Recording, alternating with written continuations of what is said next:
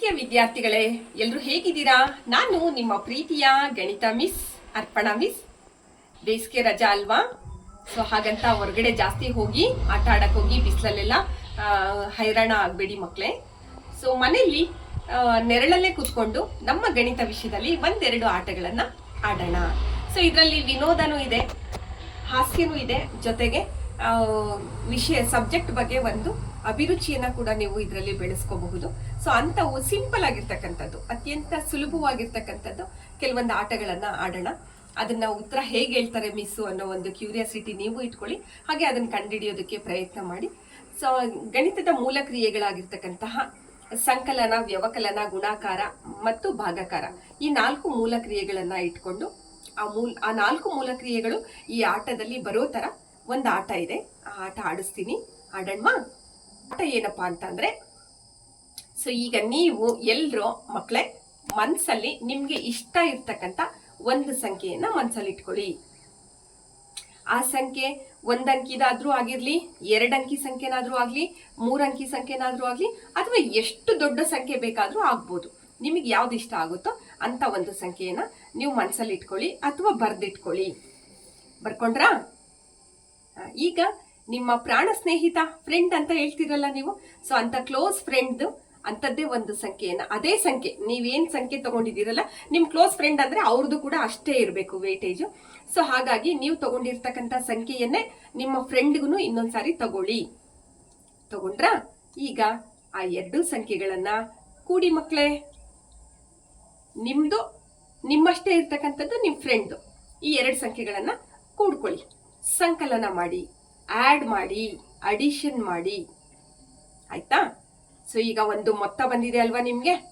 ಈಗ ಆ ಮೊತ್ತಕ್ಕೆ ನಂದು, ನಿಮ್ ಮಿಸ್ದು, ನಿಮ್ ಗಣಿತ ಮಿಸ್ದು 10 ಸೇರಿಸ್ಕೊಳ್ಳಿ. ಸೇರಿಸ್ಕೊಂಡ್ರ? ನಿಮ್ದು, ನಿಮ್ ಫ್ರೆಂಡ್ದು ಜೊತೆಗೆ ನಂದು 10. ಸೊ ಅಷ್ಟನ್ನು ಕೂಡಿ ಮತ್ತೊಂದ್ಸಾರಿ ಕೂಡಿದ್ರ? ಈಗ ಒಂದು ಮೊತ್ತ ಬಂದಿದೆ ನಿಮ್ಗೆ, ಹೌದಾ? ಈಗ ಆ ಮೊತ್ತವನ್ನ ಏನ್ ಮಾಡಿ ಅಂದ್ರೆ 2 ಸಮಭಾಗಗಳಾಗಿ ಗುಂಪು ಮಾಡಿ, ಭಾಗ ಮಾಡಿ, ಅಥವಾ ಅರ್ಧ ಮಾಡಿ. ನಿಮಗೆ ಬಂದಿರ್ತಕ್ಕಂಥದ್ರಲ್ಲಿ ಅರ್ಧ ಮಾಡಿ ಅಂದ್ರೆ 2ರಿಂದ ಭಾಗಾಕಾರ ಮಾಡಿದ್ರಾ? ಈಗ 2 ಸಮಭಾಗಗಳು ಬಂದಿದೆಯಲ್ಲ, ಒಂದು ಸಮಭಾಗನ ದೇವ್ರಿಗೆ ಕೊಟ್ಬಿಡಿ. ದೇವ್ರಿಗೆ ಕೊಟ್ರ?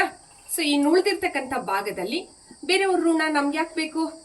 ನಿಮ್ ಫ್ರೆಂಡಿಗೆ ವಾಪಸ್ ಕೊಟ್ಬಿಡಿ. ಅವ್ರದ್ದೆಷ್ಟು ತಗೊಂಡಿದ್ರು ಅಷ್ಟನ್ನ ವಾಪಸ್ ಕೊಟ್ರ? ಸೊ ಇನ್ನ ನಿಮ್ಮ ಹತ್ರ ಉಳಿದಿರ್ತಕ್ಕಂಥದ್ದು 5. ಸರಿನಾ ಮಕ್ಳೇ? ಖುಷಿ ಆಯ್ತಾ? ಹೇಗೆ ಹೇಳಿದ್ರು ಮಿಸ್ ಇದನ್ನ? ಸೊ ನೀವು ಇದನ್ನ ಮತ್ತೆ ಇದೇ ತರದ ಒಂದ್ 5-6 ಲೆಕ್ಕಗಳನ್ನ ನಾ ಹೇಳಿರೋ ಸ್ಟೆಪ್ಸ್ ಗಳನ್ನ ಫಾಲೋ ಮಾಡ್ಕೊಂಡು ಲೆಕ್ಕ ಮಾಡಿ, ನಾನು ಹೇಗೆ ಹೇಳಿದೆ ಉತ್ತರ ಅನ್ನೋದನ್ನ ಕಂಡುಹಿಡಿಬೇಕು. ನಿಮಗೆ ಗೊತ್ತಾಗ್ಲಿಲ್ಲ ಅಂದ್ರೆ ನಾಳೆ ಕ್ಲಾಸಲ್ಲಿ ನಾನು ಇದಕ್ಕೆ ಆನ್ಸರ್ ಹೇಗೆ ಬರೆಯೋದು ಅಂತ ಹೇಳ್ಕೊಡ್ತೀನಿ ಮಕ್ಕಳೇ. ಶ್ರೇಯ, ನೀನು ಇದು ಆಟ ಆಡ್ದ? ಎಲ್ಲಿ ನೋಡೋಣ, ಏನ್ ತಗೊಂಡಿದ್ಯಾ, ಆಟ ಹೆಂಗಾಡಿದ್ಯಾ? ಮಕ್ಕಳೇ ಇಲ್ಲಿ ನೋಡಿ, ಶ್ರೇಯ ಆಟ ಆಡಿದಾಳೆ. ಈಗ ಸಂಖ್ಯೆಗಳೊಂದಿಗಿನ ಆಟ ನಾನು ಹೇಳಿದ್ನಲ್ಲ, ಆ ಆಟದನ್ನೆಲ್ಲ ಆಡಿದಾಳೆ. ಅವಳು ಯಾವ ತರ ಮಾಡಿದಾಳೆ ಅಂತ ನೋಡೋಣ. ತಗೊಂಡಿದ್ದು 8, ಅವಳ ಗೆಳತಿಯದ್ದು 8, ಆ 2ನ್ನ ಕೂಡಿದಾಳೆ. 8 + 8 ಕೂಡಿದಾಳೆ. ಸೊ ಕೂಡಿದಾಗ ಎಷ್ಟು ಬಂದಿದೆ? 16 ಬಂದಿದೆ. ನಾನು ಕೊಟ್ಟಂಥ ಸಂಖ್ಯೆ ಎಷ್ಟು? 10. ಅವೆರಡನ್ನು ಮತ್ತೆ ಕೂಡಿದಾಳೆ. ಕೂಡಿದಾಗ ಮೊತ್ತ ಎಷ್ಟು ಬಂತು? 26 ಮೊತ್ತ ಬಂದಿದೆ. ಈಗ ಇದನ್ನು ಅರ್ಧ ಮಾಡಿ ಅಂತ ಹೇಳಿದೆ. ಅರ್ಧ ಮಾಡಿ ಅಂದರೆ ಅದರ ಅರ್ಥ ಏನಂದರೆ ಭಾಗಾಕಾರ ಮಾಡಿ 2ರಿಂದ ಅಂತ. ಸೊ ಅರ್ಧ ಮಾಡಿದಾಳೆ. 2ರಿಂದ 26ನ್ನ ಭಾಗಿಸಿದ್ರೆ 13 ಬರುತ್ತೆ. 2 ಸಮಭಾಗಗಳು, ಒಂದನ್ನು ದೇವರಿಗೆ ಕೊಟ್ಟಿದ್ದಾಳೆ, ಇನ್ನೊಂದು ಉಳಿದಿರ್ತಕ್ಕಂಥ 13ರಲ್ಲಿ 13 ಬರ್ಕೊಂಡಿದ್ದಾಳೆ. ಅದರಲ್ಲಿ ಗೆಳತಿದ್ದು 8 ವಾಪಸ್ ಕೊಟ್ಟಿದ್ದಾಳೆ. ಸೊ ಇಲ್ಲಿ ವ್ಯವಕಲನ ಮಾಡಿದ್ದಾಳೆ. ಇನ್ನು ಉಳಿದಿದ್ದು 5 ಸರಿಯಾದ ಉತ್ತರ. ಹಾಗಾದರೆ ಮಕ್ಕಳೇ, ಇಲ್ಲಿ ನೀವು ಗಮನಿಸಬೇಕಾಗಿರ್ತಕ್ಕಂಥದ್ದು, ಮಿಸ್ ಹೇಳಿರ್ತಕ್ಕಂಥ ಸಂಖ್ಯೆ, ಅವರು ಕೊಟ್ಟಂಥ ಉತ್ತರ, ಎರಡಕ್ಕೂ ಯಾವ ಸಂಬಂಧ ಇದೆ, ಯಾವ ಥರ ಹೇಳಿದ್ರು ಅಂತಕ್ಕಂಥದ್ದನ್ನು ನೀವಿವಾಗ ಅದನ್ನು ಅಲ್ಲಿರ್ತಕ್ಕಂಥ ಒಂದು ವಿನೋದ ಗಣಿತವನ್ನು, ಅದರಲ್ಲಿರ್ತಕ್ಕಂಥ ಸೀಕ್ರೆಟನ್ನು ನೀವು ಕಂಡುಹಿಡಿಬೇಕಾಗಿದೆ. ಸೊ ಹಾಗಾಗಿ ಇನ್ನೊಂದು ಆಟ ಆಡೋಣವಾ? ಇನ್ನೊಂದು ಸಾರಿ ಆಟ ಆಡಿದ್ರೆ ಇದರ ಆನ್ಸರ್ ಗೊತ್ತಾಗುತ್ತೆ. ಈ ಉತ್ತರನ ನಾಳೆ ಕ್ಲಾಸಲ್ಲಿ ನನಗೆ ಹೇಳಬೇಕು. ಗಾಯತ್ರಿ, ನಿನ್ಗೆ ಕರೆಕ್ಟ್ ಬಂತ ಆನ್ಸರ್? Yes miss. ಕರೆಕ್ಟ್ ಬಂತ. ಸೊ ನೀನ್ ಮನ್ಸಲ್ಲಿ ಎಷ್ಟು ಇಟ್ಕೊಂಡಿದ್ದೆ? 4. ಮನ್ಸಲ್ಲಿ ನೋಡಿ ಮಕ್ಳೇ, ಗಾಯತ್ರಿ ನಿಮ್ ಫ್ರೆಂಡು ಮನ್ಸಲ್ಲಿ ಅವಳು 4 ಇಟ್ಕೊಂಡಿದ್ದಾಳೆ ಕಾಣಿಸುತ್ತಾ? ಸೊ ಗಾಯತ್ರಿ ಇಟ್ಕೊಂಡಿದ್ದು 4. ಇದು ಸ್ಟೆಪ್ 1ನೇ ಸ್ಟೆಪ್ಪಲ್ಲಿ. ಈಗ ಇದಕ್ಕೆ ಅವಳ ಸ್ನೇಹಿತೆ, ಅವಳ ಫ್ರೆಂಡ್ ಶ್ರೇಯ, ಅವಳದು ಸಹ 4 ಇಟ್ಕೊಂಡಿದ್ದಾಳೆ. ಈಗ 4 ಮತ್ತು 4 ಕೂಡೋಣ ನಾವು ಮಕ್ಕಳೇ. 4 ಮತ್ತು 4 ಕೂಡೋಣ. ಸೊ 4 4 ಕೂಡಿದ್ರೆ ಎಷ್ಟಾಯಿತು? 8. ಈಗ ಬಂದಂಥ ಸಂಖ್ಯೆಗೆ ನನ್ನದು 10 ಸೇರಿಸಿ ಅಂತ ಹೇಳಿದ್ದೀನಿ ನಾನು. 10 ಸೇರಿಸಿ ಅಂದರೆ ಮತ್ತೆ ನಾವಲ್ಲಿ ಸಂಕಲನ ಮಾಡಬೇಕು. ಸೊ 10ಕ್ಕೆ 8 ಕೂಡಿದ್ರೆ 18 ಆಯಿತು. 18 ಅರ್ಧ ಮಾಡಿ ಅಂತ ಹೇಳಿದೆ. 2 ಸಮಭಾಗಗಳಾಗಿ ಮಾಡಿ ಅಂತ. 2 ಸಮಭಾಗಗಳಾಗಿ ಮಾಡಬೇಕು ಅಥವಾ ಅರ್ಧ ಮಾಡಬೇಕು ಅಂದರೆ 2 9 18. ಸೊ ನೋಡಿ ಮಕ್ಕಳೇ, 9 ಬಂತು. ಪ್ರತಿ ಗುಂಪು ಕೂಡ ಎಷ್ಟಾಯಿತು? 9 ಆಯಿತು. ಈ 9ರಲ್ಲಿ ಒಂದು ಗುಂಪನ್ನ ದೇವ್ರಿಗೆ ಕೊಟ್ಬಿಡಿ.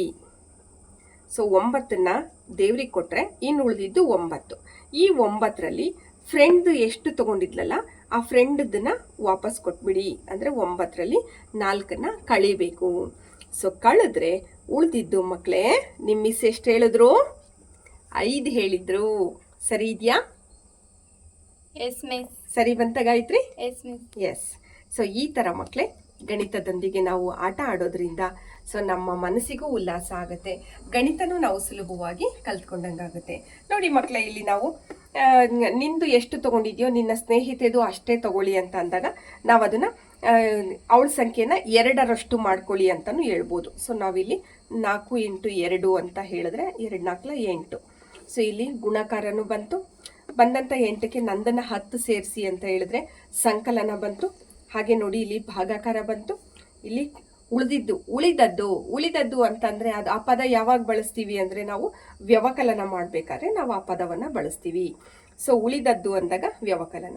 ಸೊ ಈ ರೀತಿಯಾಗಿ ಗಣಿತದ ಮೂಲಭೂತ ಕ್ರಿಯೆಗಳಾಗಿರ್ತಕ್ಕಂಥ ಸಂಕಲನ, ವ್ಯವಕಲನ, ಗುಣಾಕಾರ ಮತ್ತು ಭಾಗಾಕಾರಗಳನ್ನು ನಾವು ಆಟ ಆಡೋದ್ರ ಮುಖಾಂತರ ಕಂಡುಹಿಡಿಯಬಹುದು. ಈ ಆಟದಲ್ಲಿ ನಿಮ್ಮ ಮಿಸ್ ಕೊಟ್ಟಂತ್ರ ಉತ್ತರ ಸರಿ ಇದೆಯಾ? ಅವರು ಅದು ಆನ್ಸರನ್ನು ಕೊಡಬೇಕಾದ್ರೆ, ಆ ಉತ್ತರವನ್ನು ಕೊಡಬೇಕಾದ್ರೆ ಯಾವ ಒಂದು ಟ್ರಿಕ್ಸನ್ನು ಬಳಸ್ಕೊಂಡ್ರು ಅದನ್ನು ಕಂಡುಹಿಡಿಯೋ ಜವಾಬ್ದಾರಿ ನಿಮ್ಮದು. ಸೊ ಇದೇ ಥರ ಒಂದು 4-5 ಉದಾಹರಣೆಗಳನ್ನು ಪ್ರಯತ್ನ ಮಾಡಿ ನಿಮ್ಮ ಮಿಸ್ ಕೊಟ್ಟಂಥ ಉತ್ತರ ಹೇಗೆ ಸರಿ ಇದೆ ಅಂತ ನನಗೆ ಹೇಳಬೇಕು. ಓಕೆನಾ? ನಿಮಗೆ ಗೊತ್ತಾಗಲಿಲ್ಲ ಅಂದರೆ ನಾಳೆ ಕ್ಲಾಸಲ್ಲಿ ಮತ್ತೆ ನಾನು ಇದಕ್ಕೆ ಆನ್ಸರ್ ಹೇಗೆ ಬಂತು ಅಂತ ಹೇಳ್ಕೊಡ್ತೀನಿ. ಗೊತ್ತಾಯ್ತಾ ಮಕ್ಕಳೇ? ಖುಷಿ ಆಯ್ತಾ? Yes miss. ಓಕೆ. ಸೊ ಇವತ್ತಿನ ಆಟ ಚೆನ್ನಾಗಿತ್ತಾ? ನಾಳೆ ಇದೇ ರೀತಿ ಈ ಗಣಿತದ ಆಟದ ಜೊತೆಗೆ, ಸಂಖ್ಯೆಗಳೊಂದಿಗಿನ ಆಟದ ಜೊತೆಗೆ ಮತ್ತೊಂದು ಆಟ ಆಡೋದು ಹೇಗೆ ಅನ್ನೋದನ್ನ ನಾಳೆ ಮತ್ತೆ ನೋಡೋಣ.